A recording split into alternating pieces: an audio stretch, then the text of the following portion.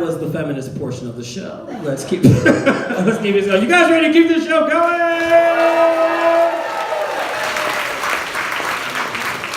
The next comic coming to the stage is a good friend of ours. He's fucking hilarious, and I'm glad that he's here. He's been in clubs and colleges all over the city, and I'm glad that he was able to drop in tonight. Please put your hands together for the very funny Mr. DelColle!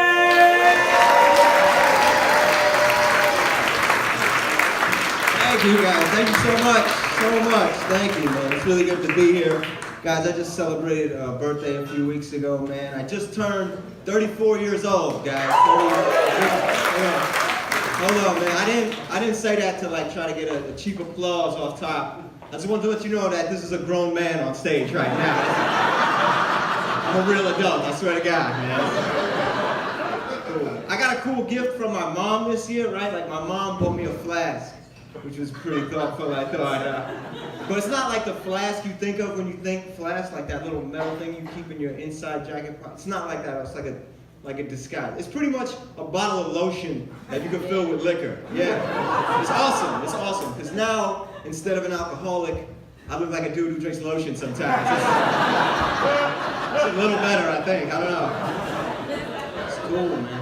Yeah, me and my mom, we're very close. We're very close. I spend every Sunday afternoon with my mother, which sounds kind of lovely when I say it like that, but that's the edited version of the story, right? The real version of the story is every Sunday afternoon, I meet my mom at this bar that she works at, and we get hammered together, man. That's how we roll, baby. It's awesome, man. She's super supportive of like, let's get drunk, man. She's down. But she's not supportive of anything else I've ever done in my life. It's not cool. Yeah, when I first started doing comedy, I was like, hey mom, guess what? I'm gonna be a comic, I'm gonna be a comedian. Like, before I could say anything else, she was like, please don't do that. Go work at the gas station. I'm begging you, man. We got hammered last Sunday, hammered. I'm like, Mom, we just drank a bottle of Jack Daniels. I don't think I could drive home right now. And she grabbed my hand and looked me right in my eyes. She was like, listen to me. You're my son, and you can do anything to put your mind to. I made it, man. She's always right, man. It's crazy. Nuts.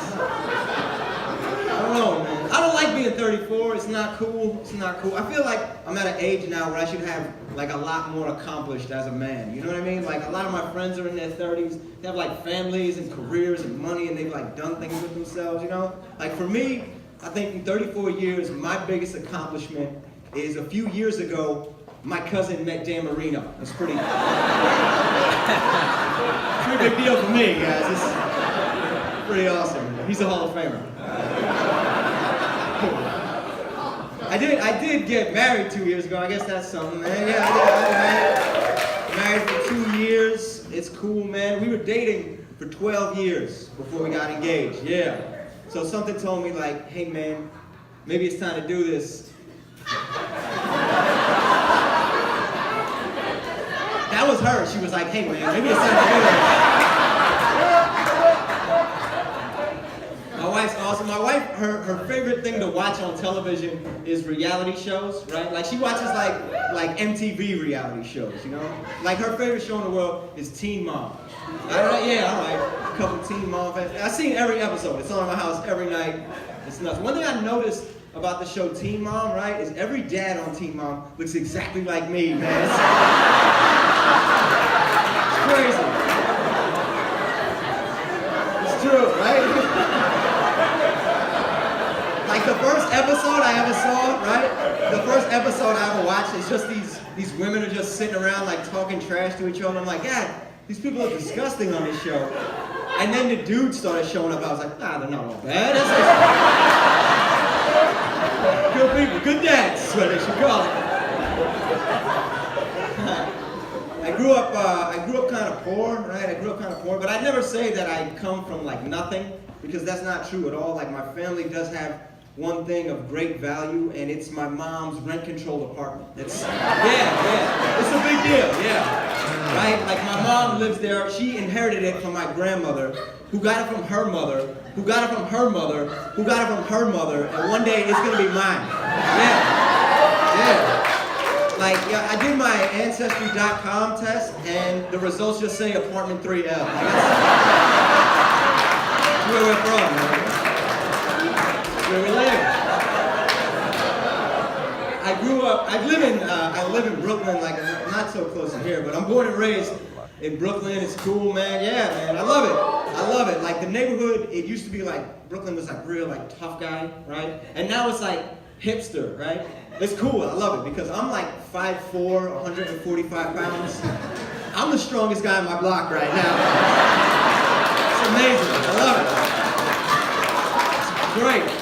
I like the hipsters, man. They do a lot of weird stuff, and I'm down with it, man. It's cool, man. Like these dudes in my neighborhood, at the end of the month, they're doing this thing that's called Brooklyn's Smallest Penis Contest, right? Yeah, I signed up, man. I'm entering, and it's not because I think I have Brooklyn's smallest penis. It's because for one day, I'm gonna feel like I have the biggest, you know? Like, I'm gonna get on stage, drop my pants, and they're gonna be like, "Sir, you're eliminated." I'm like, "You damn right I am." I didn't have a chance at this.